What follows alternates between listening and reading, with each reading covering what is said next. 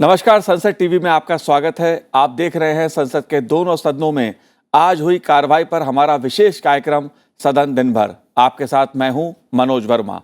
सबसे पहले नजर संसद में आज हुई कार्रवाई की सुर्खियों पर।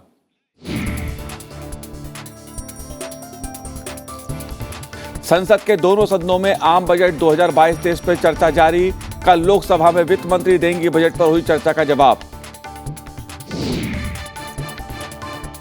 12 वर्षों में वामपंथी उग्रवाद में आई 70% की कमी। राज्यसभा में प्रश्नकाल के दौरान गृह राज्य मंत्री नित्यानंद राय ने दी जानकारी। 2010 से 2021 के बीच वामपंथी उग्रवाद प्रभावित जिलों की संख्या 96 से घटकर 46 हुई। और बीएसएनएल और एमटीएनएल में सुधार लाने में जुटी हुई है सरकार। संचार मंत्री अश्विनी वैष्णव ने लोकसभा में प्रश्नकाल के दौरान दिलाया भरोसा। कई वर्षों बाद बीएसएनएल ने दर्ज किया मुनाफा। सदन दिन भर में पहले खबरें राज्यसभा में हुई आज की कार्रवाई से।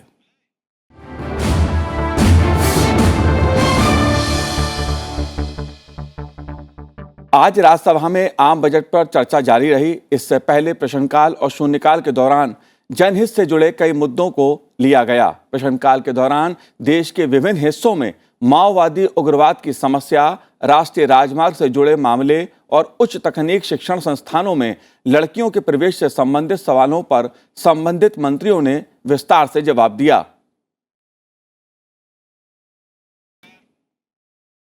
राज्यसभा में शून्यकाल के दौरान आरजेडी सांसद एडी सिंह ने अफगानिस्तान के छात्रों को भारत आने के लिए वीजा देने की मांग की। उन्होंने सलाह दी कि अफगानिस्तान के नागरिकों के भारत के प्रति प्रेम को देखते हुए भारतीय सेना में गोरखा रेजिमेंट की तर्ज पर अफगान रेजिमेंट भी बनाई जानी चाहिए। Hundreds of students of Afghanistan are stranded in Afghanistan, Kabul and other places whom we are denying visa. Why average Afghan is a very pro-Indian person, and why is yesterday or maybe day before Dr. Abdullah wrote a letter also, mail also to our Videsh Mantri regarding the visas to be given to the Afghan students whose life is in, so far as education is concerned, will be in jeopardy. And when we know that Afghanistan is very pro-India, we can easily raise a battalion of Afghanis like the Gorkhas and put them in Kashmir to give Pakistan a befitting reply in the ways that they are doing infiltration in Kashmir. शून्यकाल के दौरान BJD सांसद प्रसन्ना आचार्य ने Odisha high court का नाम बदलकर Odisha high court करने की मांग की। वहीं कांग्रेस सांसद शक्ति सिंह गोहिल ने पाकिस्तान द्वारा गिरफ्तार गुजरात के मछुआरों को भारत वापस लाने के लिए सरकार से अनुरोध किया। आज के दिन में 643 हमारे गुजरात के मछुआरे पाकिस्तान की जेल में कैद है। मैं आपके जरिए ये अनुरोध करना चाहूंगा सरकार को कि आप जो करना पड़े अपने डिप्लोमेसी के थ्रू, लाल आंख करके करना पड़े, पर जो हमारे मछुआरे गुजरात के 643 आज के दिन में पाकिस्तान की जेल में कैद है, उनके लिए जल्द से जल्द प्रबंध किया जाए। प्रश्नकाल के दौरान भाजपा सांसद राकेश सिन्हा ने शहरी क्षेत्रों में नक्सलवादी गतिविधियों को रोके जाने में सरकार द्वारा किए गए कार्यों की जानकारी मांगी। इसके जवाब में केंद्रीय गृह राज्य मंत्री नित्यानंद राय ने आंकड़ों के साथ बताया कि पिछले 7 सालों में सरकार के प्रयासों की वजह से नक्सली गतिविधियों में काफी कमी आई है। 2015 में सरकार ने नेशनल पॉलिसी एक्शन प्लान के तहत सिक्योरिटी ड्रिवन अप्रोच से वेलफेयर ड्रिवन अप्रोच की ओर ले गया, जिससे नक्सलवाद पर बहुत नियंत्रण हुआ। मैं मंत्री जी से जानना चाहता हूं कि विगत वर्षों में सरकार के द्वारा उठाए गए कदम से 60 जिलों में जो नक्सलवाद फैला हुआ है उस पर क्या प्रभाव पड़ा है। पूरे देश में वामपंथ उग्रवाद के परिदृश्य में अत्यधिक सुधार हुआ है। महोदय, इसके परिणाम स्वरूप हिंसा की घटनाओं में जैसा जानना चाह रहे थे विगत कुछ वर्षों से, मैं चाहूँगा कि उसको मैं संक्षिप्त में बताऊँ। हिंसा की घटनाओं में 70% की उल्लेखनीय कमी आई है, जो वर्ष 2009 के 2028 के उच्चतम स्तर से घटकर 2021 में 509 हो गई है, 509। इसके परिणाम स्वरूप मौतों में तो कमी आई ही है, भौगोलिक विस्तार में भी इसमें कमी आई है। इसी तरह परिणामी मौतों की संख्या 2010 के 1005 के अब तक के उच्चतम स्तर से 85% घटकर 2021 में 147 हो गई है, 147। भाजपा सांसद विकास महात्मे ने प्रश्नकाल के दौरान आईआईटी, एनआईआईटी, ट्रिपल आईआईटी जैसे उच्च तकनीकी शिक्षण संस्थानों में लड़कियों के प्रवेश को प्रोत्साहित किए जाने के लिए सरकार द्वारा किए जा रहे प्रयासों की जानकारी मांगी। इसके जवाब में शिक्षा राज्य मंत्री सुभाष सरकार ने बताया कि सरकार कई स्तरों पर ऐसी व्यवस्था कर रही है ताकि लड़कियां उच्च तकनीकी शिक्षण संस्थानों की ओर उन्मुख हों। आईआईटी, एनआईटी, ट्रिपल आईटी, इसमें लड़कियों की संख्या, गर्ल स्टूडेंट्स की संख्या कम है, तो उसके लिए सरकार द्वारा क्या उपाय योजना की जाती है ताकि यह गर्ल स्टूडेंट्स की संख्या बढ़े। 18-19 में 17%, 19-20 में 20%, now yes 14% in 2018 and 19, and 17% in 2019 and 20, and 20% in 2020 and 21। और जो संख्या के बारे में बताए प्रश्न किया माननीय सदस्य जी, 2018-19 में 800 लड़कियों को एक्स्ट्रा लिया है, 2019-20 में 1122, 2020-21 में 1583 और 2021-22 में 1534 सुपर न्यूमरी फीमेल स्टूडेंट्स को लिया गया है। राज्यसभा में आज डीएमके सांसद मोहम्मद अब्दुल्ला और बीजू जनता दल सांसद अमर पटनायक ने केंद्रीय बजट की तीखी आलोचना की और कहा कि इससे देश की मौजूदा समस्याओं का कोई हल नहीं निकलने वाला है। डीएमके सांसद अब्दुल्ला महिलाओं द्वारा उपयोग में लाई जाने वाली सैनिटरी नैपकिन को सस्ता बनाने की मांग की, जबकि अमर पटनायक ने जलवायु परिवर्तन को रोकने का कार्यों में निजी क्षेत्र की भागीदारी सुनिश्चित करने की सलाह दी। इसके साथ ही कई और सांसदों ने भी अपनी बात इस चर्चा के दौरान रखी। First time ever in the history of the world, our union government is there to enforce the tax without any act. There is no act for any such act for the cryptocurrency, but tax is there. Yeah.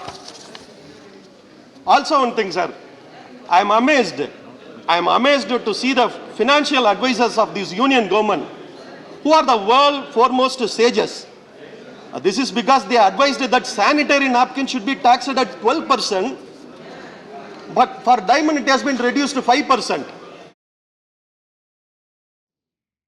Percentage of devolution to the state as a percentage of total gross tax revenue has declined from 30.02% to 29.61%. And the quantum of cess, however, which is completely appropriated by the center, has increased from 3.7 lakh crores to 4.45 lakh crores. I can tell you, since I do not have the time, that if you do a calculation of the cess and surcharge which was levied on education and health, one in 2004-05, the other in 2018, and take that allocation out of the current allocation, then you find an abysmal figure as the percentage of investment on education and health, which is a matter of worry. The amount of mess they have created in the fertilizer sector. Iran से हमारे यहाँ 50% urea आता था जब urea का prices $300 के आसपास था। इन्होंने यूएस के डर से ईरान से लाना बंद कर दिया, यूरिया प्राइस $1000 हो गया। तो हम डरते क्यों हैं? We are very clear that we respect UN sanctions, not US sanctions. Today the same thing is happening in potash. The Americans are saying that we will put sanctions on the Russians and the Belarusians. We are quiet. Nobody is interested. I believe that this particular budget has no vision, no real long-term plan. And let me explain something to you, and through you, hopefully the people of India are listening. Anywhere in the world, wealth is created in universities. Wealth is never created by industry. Industry uses the ideas and the innovations then come through young people in the universities and then turn them into goods and services. So if you give benefits to industry, it's not going to create wealth. It is going to create wealth for those individuals, but the real wealth of the nation will be created in the university system.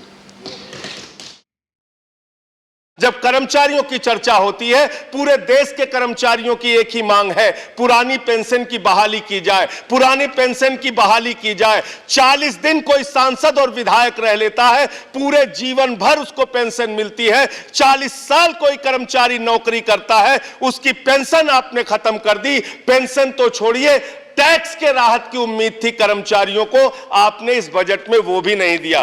इसके साथ साथ मान्यवर, आपने इस budget में किया क्या है? 22 तक सबको घर देने की आपकी योजना थी, वो 22 तक घर देने की योजना भी पूरी तरीके से जमीन पर उतर के नहीं आई। हमारा फोकस क्या है सर कि हम कैपिटल एक्सपेंडिचर करेंगे। आप कह रहे हैं कि डिमांड कंजम्पशन बढ़ाए, कैसे डिमांड कंजम्पशन बढ़ेगा? सिर्फ पैसा बांट देने से, या कि परमानेंट सॉल्यूशन निकालना है? परमानेंट सॉल्यूशन कैसे निकलता है सर? जब आप इन्वेस्ट करेंगे, जब इंफ्रास्ट्रक्चर में फोकस करेंगे, इसलिए कि मल्टीप्लायर इफेक्ट है इसका जीडीपी पे। आप अगर चाहे ₹1 रुपया इन्वेस्ट करते हैं, तो अगर इंफ्रास्ट्रक्चर में करते हैं, रेल में करते हैं, तो 5-5.5% रुपये उसका नेशनल जीडीपी में कंट्रीब्यूशन होता है। इसलिए कि बैकवर्ड इंटीग्रेशन, फॉरवर्ड इंटीग्रेशन दोनों को लेते हुए आप रोड पे करते हैं तो 3-3.5 रुपये का होता है। उसी तरह से हमारे सरकार का फोकस और जॉब एम्प्लॉयमेंट क्रिएशन होता है। एग्रीगेट डिमांड जो बढ़ेगा, जब जैसे ही हम कैपेक्स जो अपना जिस तरह से शुरू होगा, तो जाहिर है एग्रीगेट डिमांड बढ़ेगा, डिमांड बढ़ेगा तो कंजम्पशन बढ़ेगा, कंजम्पशन बढ़ेगा तो प्राइवेट कैपेक्स शुरू होगा, प्राइवेट कैपेक्स शुरू होगा तो नौकरी और बढ़ेंगी। तो ये तो बिल्कुल वर्चुअस साइकिल है सर। सदन दिन भर में फिलहाल समय एक ब्रेक का है। आप देखते रहिए संसद टीवी।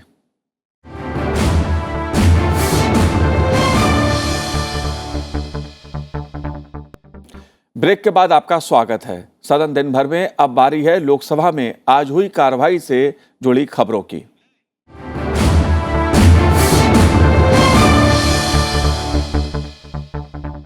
लोकसभा में आज प्रश्नकाल के दौरान बीएसएनएल और एमटीएनएल का पुनरुद्धार, इन दोनों कंपनियों को हुए नुकसान, कोटिपल्ली नरसापुर रेलवे लाइन, प्रत्यक्ष विदेशी निवेश, निवेश का अंतर्वाह, भंडारों का निर्माण, सूचना प्रौद्योगिकी नियम 2021, विकास कार्यों के लिए धनराशि, डिजिटल वाणिज्य के लिए ओपन नेटवर्क, परिधान और वस्त्र निर्यात जैसे विषयों पर सवाल पूछे गए।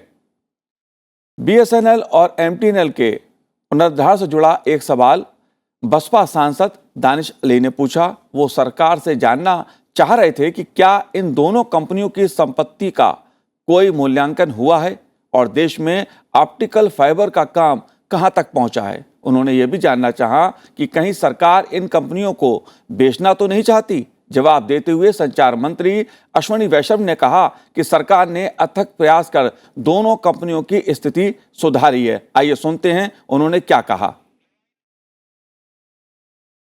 क्या सरकार ने बीएसएनएल के एसेट्स का कोई मूल्यांकन किया है? नंबर 1। नंबर 2, क्या जो बीबीएनएल ने जो ऑप्टिकल फाइबर बिछाने का काम किया है वो कितने % हो गया है? एक जो प्रक्रिया में कुछ प्राइवेट प्लेयर्स को अब आगे ऑप्टिकल फाइबर बिछाने का काम देने की क्या बात है? क्या ऐसा कुछ अराउंड 30,000 करोड़ का टेंडर जो है आप फ्लोट कर रहे हैं? बीएसएनएल और MTNL cash rich profitable companies थी। 2004 में जब एनडीए सरकार ने यूपीए सरकार को ये दोनों कंपनी सौंपी, तब कैश रिच प्रॉफिटेबल कंपनीज थी। उसके बाद में वो कंपनीज क्यों ऐसी परिस्थिति में आई, वो जो लोग आज उस तरफ बैठे हैं वो उनको जवाब देना चाहिए। मैं आपको बताता हूँ, वही बताता हूँ ना, 7 साल में जो किया बताता हूँ। आपने माफ़ कीजिए अध्यक्ष जी, 7 साल में आप माननीय अध्यक्ष जी जिस पोजीशन में बीएसएनएल को छोड़ के गए थे, उस पोजीशन से आज बीएसएनएल बहुत सिग्निफिकेंटली बेटर सिचुएशन में, पहली बार कई वर्षों के बाद में बीएसएनएल ने ऑपरेटिंग प्रॉफिट बनाया है। सर, पहली बार कई वर्षों के बाद में बीएसएनएल और MTNL EBITDA पॉजिटिव हुई है। इनकी जो परिस्थिति थी उस परिस्थिति के लिए 2019 में जो रिवाइवल पैकेज किया, उस रिवाइवल पैकेज के कारण आज दोनों कंपनियां स्टेबल हो गई है। और माननीय अध्यक्ष जी, मुझे बहुत हर्ष के साथ कहना है कि माननीय प्रधानमंत्री जी ने इस बजट में BSNL MTNL के फर्दर ग्रोथ के लिए 45,000 करीब 45,000 करोड़ एग्जैक्टली 44,720 करोड़ का एलोकेशन किया है।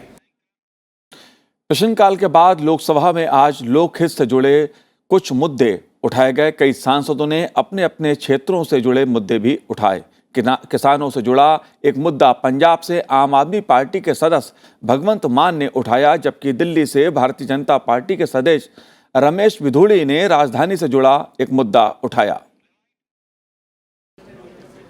सर, ਸ਼ੂਗਰ ਐਕਟ 1966 ਉਹਦੇ ਮੁਤਾਬਕ ਗੰਨੇ ਦੇ ਜਿਹੜੇ ਕਿਸਾਨ ਨੇ ਸ਼ੂਗਰ ਮਿੱਲਾਂ ਨੂੰ 14 ਦਿਨ ਦੇ ਵਿੱਚ ਉਹਨਾਂ ਨੇ ਪੇਮੈਂਟ ਕਰਨੀ ਹੁੰਦੀ ਹੈ। ਸਰ, ਜੇ 14 ਦਿਨ 'ਚ ਉਹ ਨਹੀਂ ਕਰਦੇ ਤਾਂ ਉਸ ਤੋਂ ਬਾਅਦ ਇੰਟਰਸਟ ਦੇਣਾ ਹੁੰਦਾ ਹੈ। ਪਰ 2020 ਤੇ 21-22 'ਚ ਸਰਕਾਰੀ ਰੇਟ 360 ਰੁਪਏ ਕੁਇੰਟਲ ਸੀ ਤੇ ਮਿੱਲਾਂ ਜਿਹੜੀਆਂ ਉਹ 325 ਦੇ ਰਹੀਆਂ ਸੀ ਤੇ 35 ਰੁਪਏ ਸਰਕਾਰ ਨੇ ਦੇਣੇ ਸੀ ਪੰਜਾਬ ਨੇ।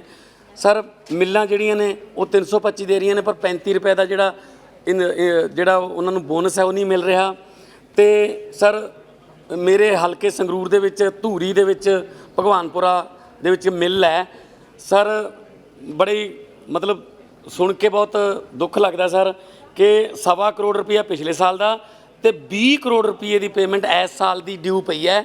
ਸਰ, ਗੰਨਾ ਇੱਕ ਐਸੀ ਫਸਲ ਹੈ ਜਿਹੜੀ ਇੱਕ ਸਾਲ 'ਚ ਇੱਕੋ ਹੀ ਹੁੰਦੀ ਹੈ। ਇਹਦਾ ਮਤਲਬ ਗੰਨੇ ਦਾ ਜਿਹੜਾ ਕਿਸਾਨ ਹੈ ਉਹਦੇ ਲਈ ਤਾਂ ਜ਼ਮੀਨ ਹੀ ਬੇਕਾਰ ਹੋ ਜਾਂਦੀ ਹੈ। ਸਰ, ਗੁਲਾਬੀ ਸੁੰਡੀ ਲੱਗੀ ਨਰਮੇ ਦੀ, ਉਹਦਾ ਕੋਈ मुआवजा नहीं।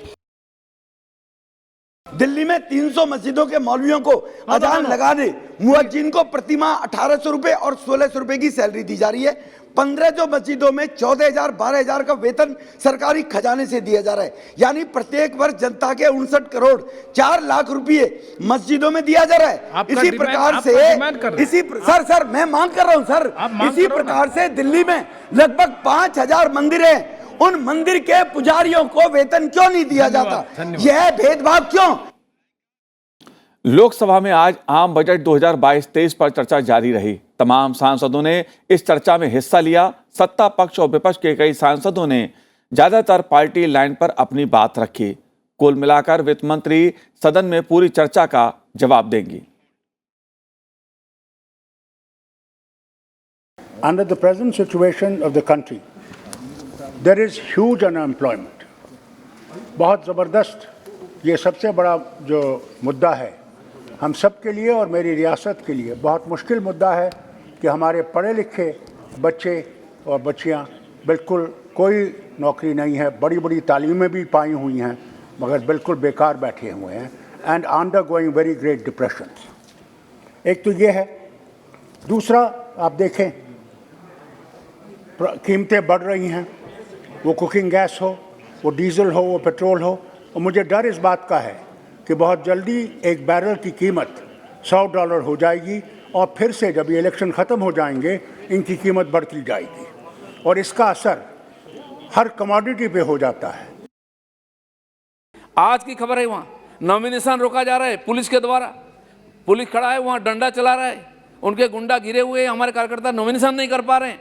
लोकतंत्र वहाँ केवल मात्र चर्चा का विषय है, सेमिनार का विषय है, वास्तव में लोकतंत्र है ही नहीं। लोकतंत्र अधिकार मांगते हैं यहाँ आकर के कि लोकतांत्रिक अधिकार नहीं, वहाँ विरोधी का कोई लोकतंत्र नहीं है। गवर्नर को गाली देना एक फैशन है, जहाँ लोकतंत्र का तो संविधान का प्रतिनिधि वहाँ गवर्नर है, उनको उनका व्यक्तिगत नाम से उनको काला झंडा दिखाना, उनका गाड़ी रोकना, उन पर गलत शब्द प्रयोग करना, मुख्यमंत्री से लेकर सारे नेता बोलते हैं। ये गणतंत्र के लिए बहुत बड़ी एक चुनौती है, बहुत बड़ा एक धोखा है। आदरणीय प्रधानमंत्री जी ने कहा था इन दिस ऑगस्ट हाउस, हम टुकड़े टुकड़े गैंग से है, हम ऐसा गैंग से नहीं है सर, हम एक महासंगठन से है, उसका नाम है इंडियन नेशनल कांग्रेस। आप हमारा देश का ऐतिहासिक फ्रीडम स्ट्रगल का हिस्ट्री पढ़ लीजिए, उधर आप देखेंगे इंडियन नेशनल कांग्रेस। आपका सरकार कॉरपोरेट सरकार है। हम इस देश के आम आदमी के साथ हमेशा रहेंगे। Sir, Honorable Chairman, sir, Madam Finance Minister has said that we have entered into Amrit Kal. Sadly, to enter into Amrit Kal, we have to consume the Kala Guda to save the world. For women empowerment also, government plans integrated benefits to women and child through Mission Shakti, Mission Vatsalya, Saksham Anganwadi and Poshan 2.0. 2 lakh Anganwadis will be upgraded to Saksham Anganwadis. Sir, the National Family Health Survey 4 and National Family Health Survey 5 clearly shows the improvement in the child sex ratio, and this has been possible because of the initiative Beti Bachao, Beti Padhao of this government. We today have 44.8 crore people who came for the first time inside the formal banking system through the Jan Dhan accounts. For last 70 years, can we imagine?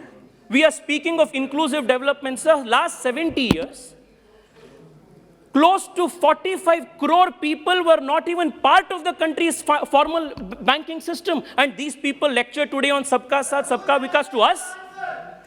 The first time in the country's history, sir, 9 crore households have got tap water. बैठ जाइए, आप अपना स्थान लीजिए। आपके पास 70 साल थे sir, 70 साल थे आपके पास। In 70 years, if the Prime Minister has to come in 2014 and deliver 9 crore households tap water for the first time, it speaks, it reeks of the kind of corruption that was there, rampant corruption that was there during your regime. And this is the old India, the two Indias. This was the old India that was there, the India that you ruled. Today, my state has 28,365 crores of GST compensation pending. So I would like to request the Honorable Minister that if they are indulging and giving us so much flexibility, I have 2 questions. When will all our GST money come? Point number 1. And point number 2, with this, will 6.9, our borrowing also, will this help us, if you could indulge the states in more borrowing? Because I'll give you a small example. Now, Pune-Nasik semi-high-speed railway, the project has come. We have tried to put some money together, but there's no mention in this budget. So we don't know where we really stand in such a big project. तो सदन दिन भर में आज इतना ही। मुझे दीजिए आज्ञा। नमस्कार।